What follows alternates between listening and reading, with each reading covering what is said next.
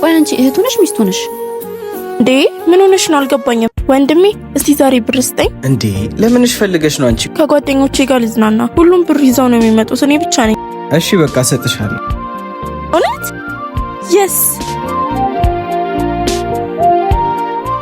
ቆይ አንቺ እህቱ ነሽ ሚስቱ ነሽ እንዴ? ምን ሆነሽ ነው አልገባኝም። ምኑን ያልገባሽ? ከመጣሽ ጀምሮ ሰላም ያጥቻለሁ እኔ እዚህ ቤት።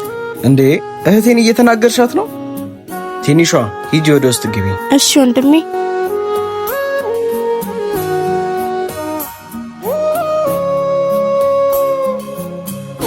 እኔ ነው እሷን ያገባኸው? ምን ማለት ነው አልገባኝም። እኔን እንደ ቤት ሰራተኛ እሷን እንደ ሚስት ነው የምታያት። ሁለታችሁም በእኔ ህይወት ውስጥ የተለያየ ቦታ ነው ያላችሁ። ከኔ ጋር መኖር ከፈለግሽ እኔም ብቻ ሳይሆን ከነ ቤተሰቤ ነው። እሺ እኔ ባልሽም እነሱ ባይኖሩ ኖሮ እኔም አልኖርም ነበር። ምን አለ ብትፋቀሩ? ይሄ ቤት ለኛ ይቅርና ለሌላ ሰውም ይሆናል ፍቅር ቢኖር። እሷ ከዚህ ቤት መውጣት አለባት፣ ካልሆነ ከሁለታችን መምረጥ ይኖርብሃል። እኔ ወጥቼ እስክመለስ አስብበት። ፍቅራችንን አቀማሽ ሲያገናኘን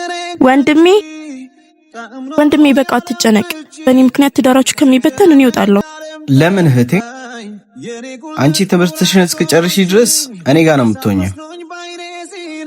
አይ ወንድሜ እንዴ ሃይ ፋይቭ ወንድሜ ልጠጣ? ጠጫ።